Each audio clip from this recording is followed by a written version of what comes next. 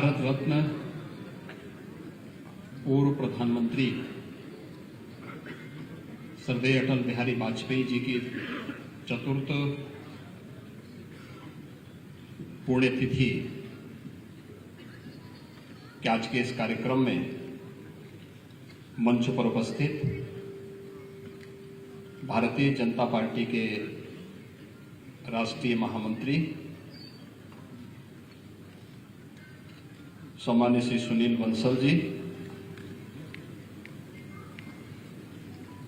प्रदेश के अध्यक्ष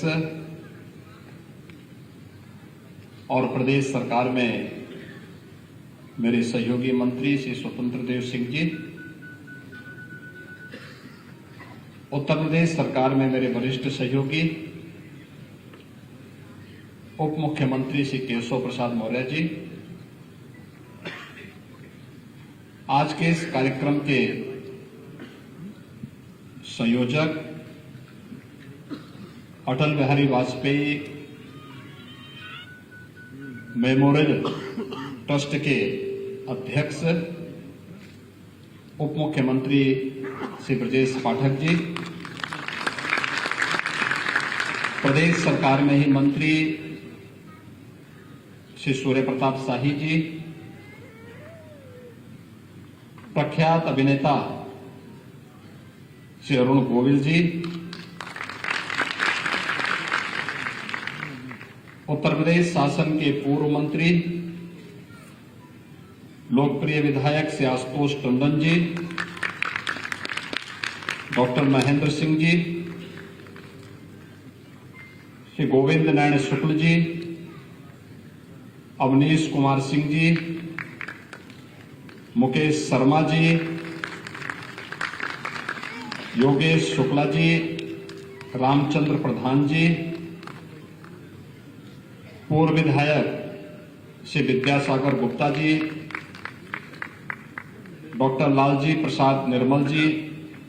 और आज के इस कार्यक्रम में उपस्थित स्वर्गीय अटल जी के सभी शुभचिंतक और अनुयायीगण, उपस्थित भाइयों बहनों,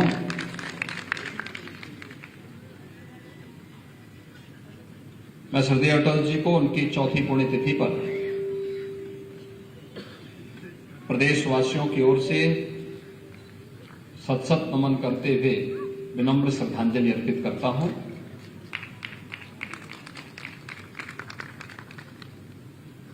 भारत के लोकतांत्रिक इतिहास का एक ऐसा चमकता सितारा स्वर्गीय अटल जी हैं जिनकी सर्वस्वीकार्यता 6 दशक तक राजनीति के क्षितिज पर चमकते हुए हर एक व्यक्ति की पसंद के साथ ही उन्होंने देश और दुनिया के सामने भारत को एक नई पहचान दी।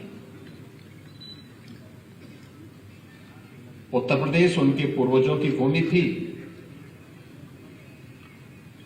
एक समय के बाद पूर्वज उत्तर प्रदेश छोड़ करके मध्य प्रदेश गए,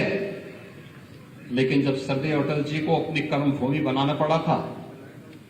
तो एक पत्रकार के रूप में, एक सांसद के रूप में उन्होंने उत्तर प्रदेश की ही धरती को चुना। बलरामपुर से पहले सांसद बने और फिर अंतिम समय में 5 बार लखनऊ का प्रतिनिधित्व देश की संसद में करके देश के प्रधानमंत्री, 3 बार देश के प्रधानमंत्री के रूप में भारत की राजनीति में जड़ता को दूर करके स्थायित्व आना चाहिए और राजनीति केवल राजनीति के लिए नहीं होनी चाहिए बल्कि राजनीति मूल्यों और सिद्धांतों की होनी चाहिए, देश के समग्र विकास की होनी चाहिए। इन्हें स्थापित करने का श्रेय स्वर्गीय अटल जी को जाता है। अनेक दिव्य गुण अटल जी में थे। वे एक पत्रकार भी थे, वे एक लेखक भी थे, वे एक कवि भी थे, एक जनप्रिय राजनेता भी थे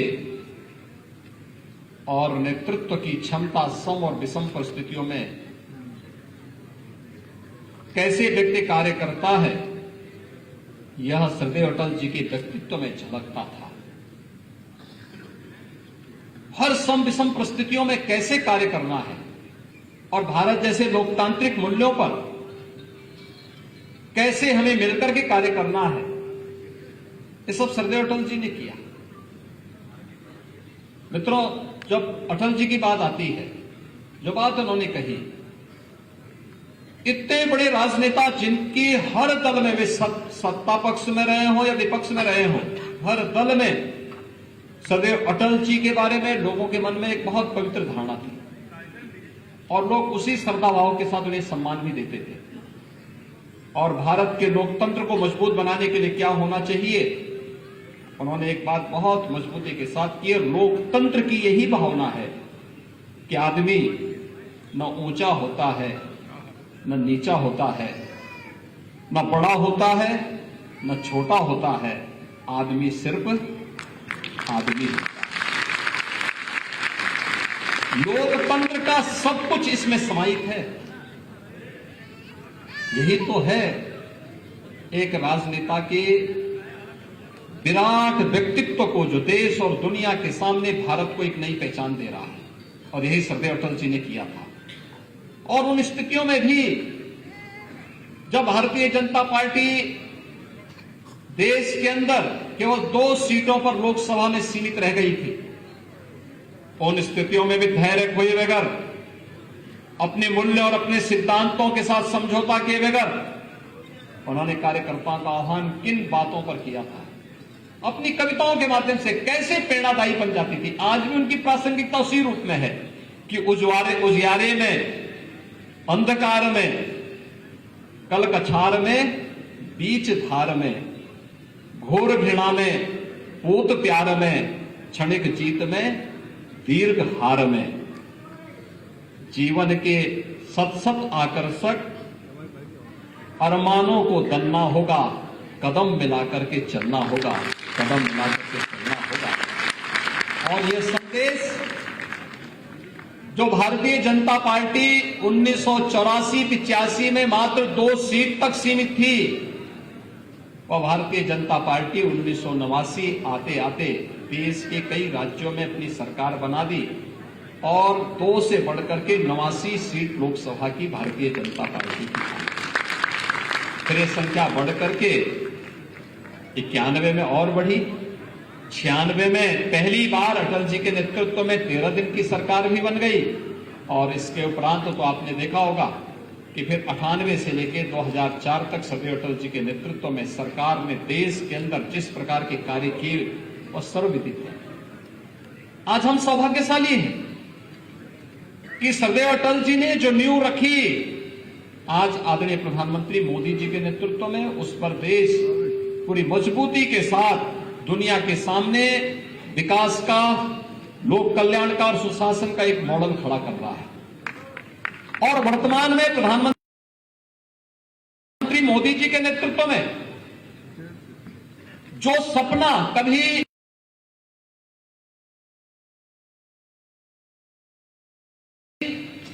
एक संकल्प के रूप में डॉक्टर श्यामा प्रसाद मुखर्जी जी ने देखा था, जो सपना कभी पंडित दीनदयाल उपाध्याय जी ने देखा था, और जिन संकल्पों को लेकर के राजनीति में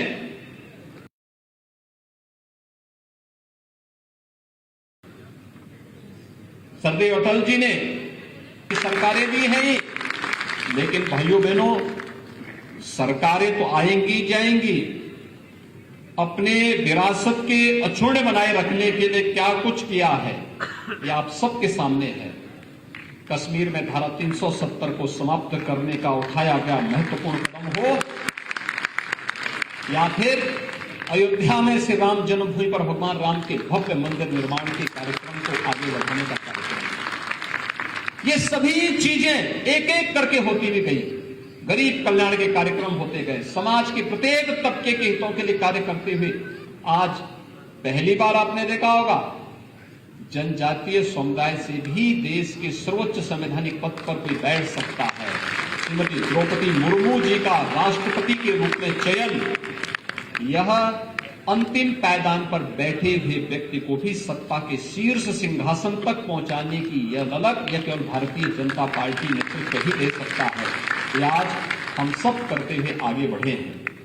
आज जब श्रद्धेय अटल जी की चतुर्थ पुण्यतिथि के अवसर पर हम सबको यहां पर उन्हें विनम्र श्रद्धांजलि अर्पित करने का अवसर प्राप्त हुआ है। प्रदेश सरकार ने श्रद्धेय अटल जी की ही भूमि है और प्रदेश का पहला मेडिकल विश्वविद्यालय इसी लखनऊ में अटल जी के नाम पर स्थापित हो रहा है। उसने काम करना अपना प्रारंभ कर दिया और यही नहीं,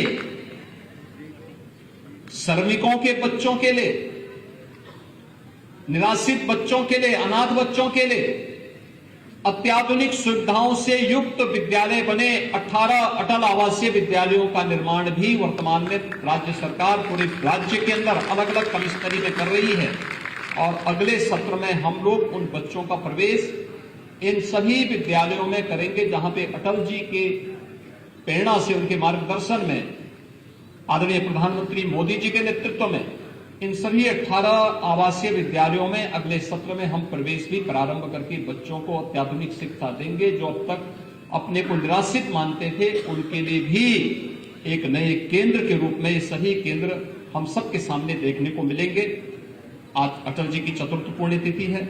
लखनऊ के साथ बड़ी आत्मीयता श्रद्धेय अटल जी की। मैं धन्यवाद दूंगा कि अटल बिहारी वाजपेयी फाउंडेशन ट्रस्ट के द्वारा आज ये कार्यक्रम यहां पर फिर से आयोजित हुआ है और ये आयोजन आप देखते होंगे कि 16 अगस्त को और 25 दिसंबर को लगातार पार्टी के स्तर पर भी, ट्रस्ट के स्तर पर भी और अन्य अनेक अनुयायी जो श्रद्धेय अटल जी के उनके द्वारा इस प्रकार के कार्यक्रम आयोजित होते हैं। ये कार्यक्रम हम सबको एक नई प्रेरणा प्रदान करते हैं, समाज के मन में एक नई जीवंतता लेकर के आते हैं। मैं आज के इस अवसर पर एक बार फिर से श्रद्धेय अटल जी को विनम्र श्रद्धांजलि अर्पित करते हुए उनकी प्रेरणा हम सबका पाथेय बनेगा इस विश्वास के साथ आप सबको भी मैं इस अवसर पर कृष्ण जन्माष्टमी की मंगलमय शुभकामनाएं देता हूं। धन्यवाद। जय हिंद।